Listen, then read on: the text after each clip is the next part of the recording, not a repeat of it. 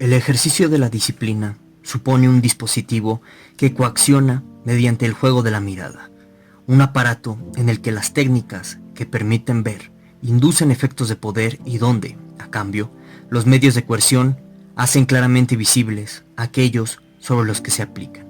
Lentamente, en el transcurso de la época clásica, vemos cómo se construyen esos observatorios de la multiplicidad humana, para los cuales la historia de las ciencias ha guardado tan pocos elogios.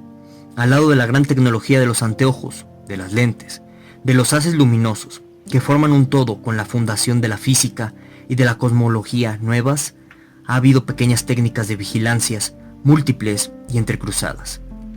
Miradas que deben ver, sin ser vistas. Un arte oscuro de la luz y de lo visible. Ha preparado en sórdida un saber nuevo sobre el hombre, a través de las técnicas para sojuzgarlo y de los procedimientos para utilizarlo.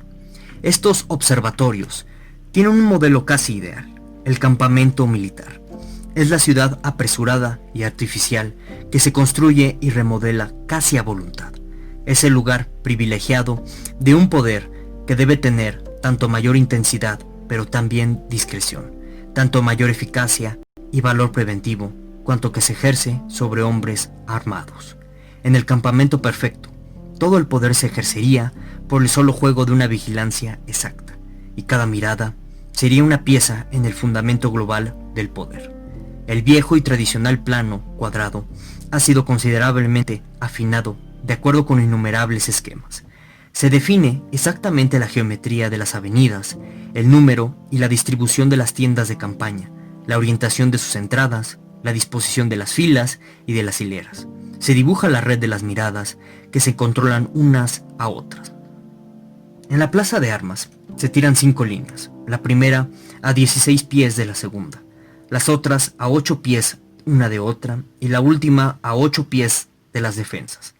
Las defensas están a 10 pies de las tiendas de campaña de los oficiales inferiores, precisamente frente a la primera pieza emplazada. Una calle de compañía tiene 50 y 1 pies de anchuras. Todas las tiendas de campaña están a 2 pies unas de otras. Las de los subalternos están frente a los pasadizos de sus compañías. La última pieza está a 8 pies de la última tienda de los soldados y la puerta mira hacia la tienda de los capitanes.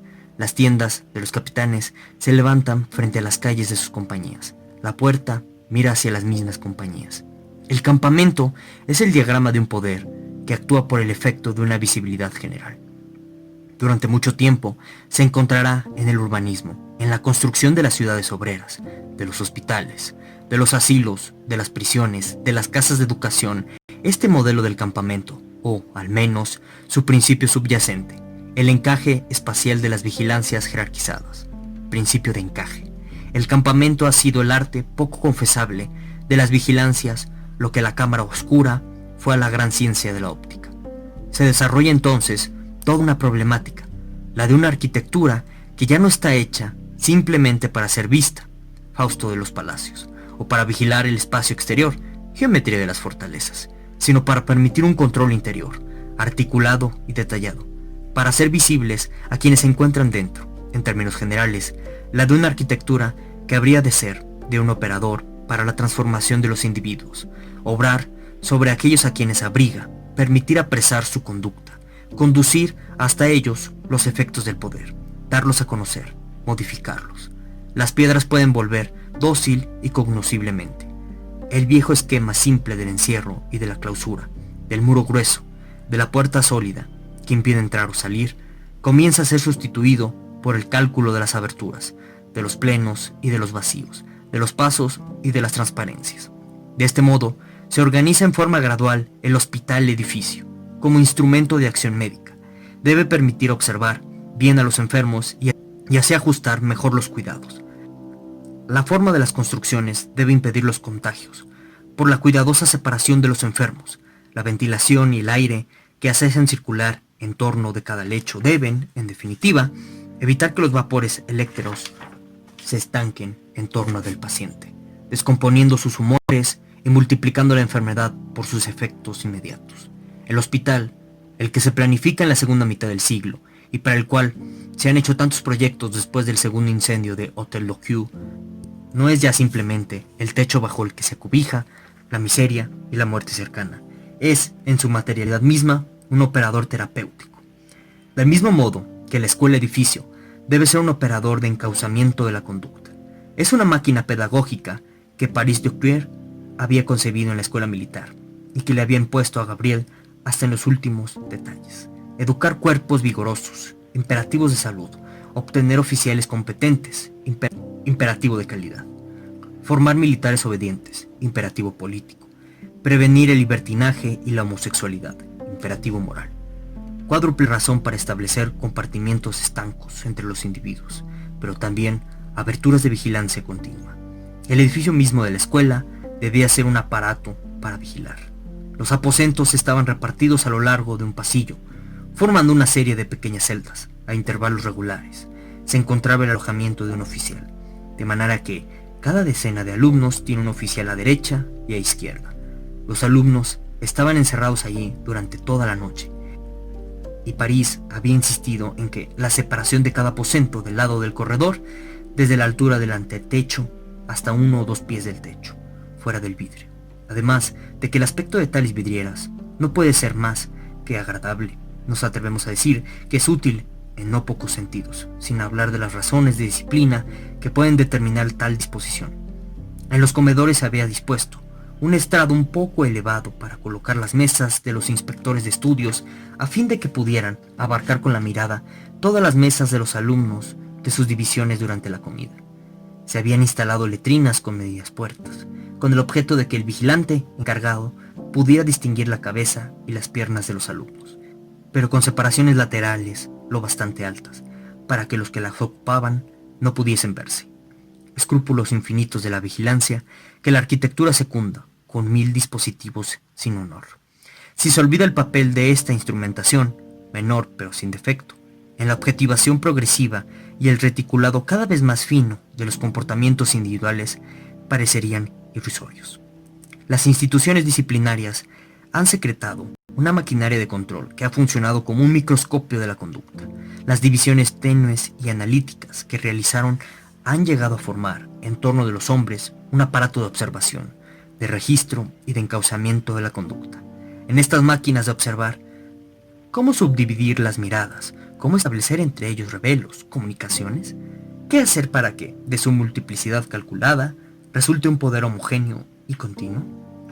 El aparato disciplinario perfecto permitiría verlo todo permanentemente con una sola mirada. Un punto central sería a la vez fuente de luz que iluminara todo y lugar de convergencia para todo lo que debe ser sabido. Ojo perfecto al cual nada se sustrae y centro hacia el cual están vueltas todas las miradas. Esto es lo que había imaginado Leduc al construir Arc de Saint-Denis, en el centro de las edificaciones dispuestas en círculo y abiertas todas hacia el interior. Una elevada construcción debía acumular las funciones administrativas de dirección, policíacas de vigilancia, economía de control y de verificación y religiosas de fomento de la obediencia y del trabajo. De ahí vendrían todas las órdenes. Ahí estarían registradas todas las actividades, advertidas y juzgadas todas las faltas. Y esto, inmediatamente, casi sin ningún otro soporte que una geometría exacta. Entre todas las razones del prestigio concedido en la segunda mitad del siglo XVIII a las arquitecturas circulares, hay que incluir sin duda esta, la de que expresaban cierta utopía política. Pero la mirada disciplinaria ha necesitado, de hecho, revelos. Mejor que un círculo, la pirámide podía responder a dos exigencias: ser lo bastantemente completa como para fomentar una red sin huecos, posibilidad, por consiguiente, de multiplicar sus escalones y de repartirlos sobre toda la superficie a controlar, y sin embargo, ser lo bastante discreta como para no construir un peso muerto sobre la actividad disciplinar y no ser para ella un freno o un obstáculo. Integrarse al dispositivo disciplinario como una función que aumenta sus efectos posibles. Necesita descomponer sus instancias, pero para aumentar su función productora, especificar la vigilancia y hacerla funcional. Es el problema de los grandes talleres y de las fábricas, donde se organiza un nuevo tipo de vigilancia, que es diferente del que en los regímenes de las manufacturas realizaban desde el exterior los inspectores, encargados de aplicar los reglamentos. Se trata ahora de un control intenso, continuo, corre a lo largo de todo el proceso de trabajo.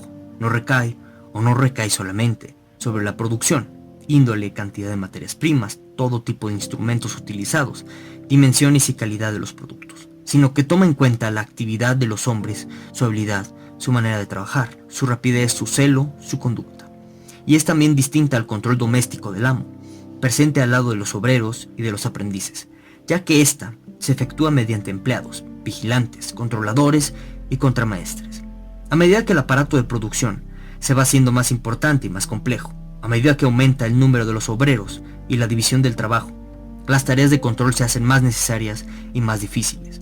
Vigilar pasa a ser entonces una función definida, pero que debe formar parte integrante del proceso de producción. Debe acompañarlo en toda su duración. Se hace indispensable un personal especializado, constantemente presente y distinto de los obreros.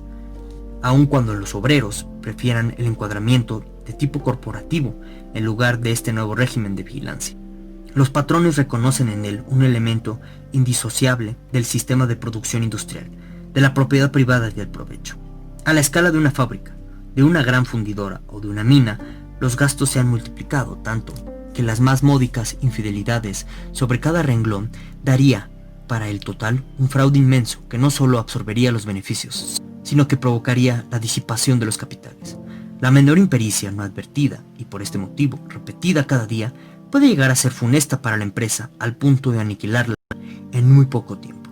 De donde el hecho de que únicamente algunos agentes que dependen de manera directa del proletariado y solo se dedican a esta misión podrán vigilar que no haya un solo céntimo gastado inútilmente y que no haya un solo momento del día perdido. Su papel será vigilar a los obreros, inspeccionar todos los trabajos, entrar al comité de todos los hechos. La vigilancia pasa a ser un operador económico decisivo, en la medida en que es a la vez una pieza interna en el aparato de producción y un engranaje específico del poder disciplinario.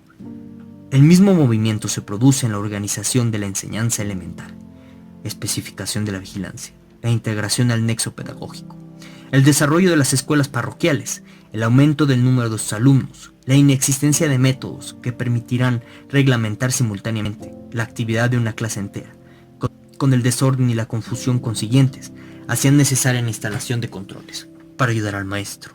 Pentecure elige entre los mejores alumnos una serie de oficiales, intendentes, observadores, instructores, repetidores, recitadores de plegarias, oficiales de escritura, administradores de tinta, custores de pobres y visitadores. Los papeles así definidos son de dos órdenes. Unos corresponden a cometidos materiales: distribuir la tinta y el papel, dar el sobrante del material a los pobres, leer textos espirituales los días de fiesta, etc. Los otros son del orden de la vigilancia. Los observadores deben tener en cuenta quién ha abandonado su banco, quién charla, quién no tiene rosario ni libro de horas, quién se comporta mal en misa, quién comete algún acto de inmolestia, charla o gritería en la calle. Los admonitores se encargarán de llevar la cuenta de los que hablan o estudian sus lecciones emitiendo un zumbido, de los que no escriben o juguetean. Los visitantes investigan en las familias o los alumnos que no han asistido algún día a clase o que han cometido faltas graves. En cuanto a los intendentes, vigilan a todos los demás oficiales. Tan solo los repetidores desempeñarán un papel pedagógico. Hacen leer a los alumnos de dos en voz baja. Ahora bien, algunas décadas más tarde, Demie reproduce una jerarquía del mismo tipo, pero casi todas las funciones de vigilancia llevan ahora aparejado un papel pedagógico. Un auxiliar enseña a coger la pluma, guía la mano, corrige los errores y a la vez señala las faltas cuando se discute. Otro auxiliar desempeña las mismas tareas en la clase de lectura. El intendente, que controla a los demás oficiales y vigila la actitud general, está también encargado de acostumbrar a los recién llegados al estilo de los ejercicios de la escuela. Los decuriones hacen recitar las lecciones y marcan a aquellos que no las saben. Tenemos con esto el esbozo de una institución de las del tipo de enseñanza mutua, donde están integrados en el interior de un dispositivo único tres procedimientos: la enseñanza propiamente dicha, la adquisición de conocimientos por el ejercicio mismo de la actividad pedagógica y, finalmente, una observación recíproca y jerarquizada. Se inscribe en el corazón de la práctica de enseñanza una relación de vigilancia, definida y regulada, no como una pieza agregada o subyacente, sino como un mecanismo que le es inherente y que multiplica su eficacia. la vigilancia jerarquizada, continua y funcional no es, sin duda, una de las grandes invenciones técnicas del siglo XVIII, pero su insidiosa extensión debe su importancia a las nuevas mecánicas de poder que conlleva. El poder disciplinario, gracias a ella, se convierte en un sistema integrado, vinculado desde el interior a la economía y a los fines del dispositivo en que se ejerce. Se organiza también como un poder múltiple, automático y anónimo, porque si es cierto que la vigilancia reposa sobre individuos, su funcionamiento es el de un sistema de relaciones de arriba a abajo, pero también hasta cierto punto de abajo a arriba y lateralmente. Este sistema hace resistir al conjunto y lo atraviesa íntegramente por efectos de poder que se apoyan unos sobre otros, vigilantes perpetuamente vigilados. El poder en la vigilancia jerarquizada de las disciplinas no se tiene como se tiene una cosa, no se transfiere como una propiedad, funciona como una maquinaria. Y si es cierto que su organización piramidal le da un jefe, es el aparato entero el que produce poder y distribuye a los individuos en ese campo permanente y continuo, lo cual permite al poder disciplinario ser a la vez absolutamente indiscreto, ya que está por doquier y siempre alerta, no deja en principio ninguna zona de sombra y controla sin cesar a aquellos mismos que están encargados de controlarlo, y absolutamente discreto, ya que funciona permanentemente y en gran medida en silencio. La disciplina hace marchar un poder relacional que se sostiene a sí mismo por sus propios mecanismos y que sustituye la resonancia de las manifestaciones por el juego ininterrumpido de miradas calculadas. Gracias a las técnicas de vigilancia, la física del poder y del dominio sobre el cuerpo se efectúan de acuerdo con las leyes de la óptica y de la mecánica, de acuerdo con todo un juego de espacios, de líneas, de pantallas, de haces, de grados y sin recurrir al menos, en principio, al exceso, a la fuerza, a la violencia. Poder que es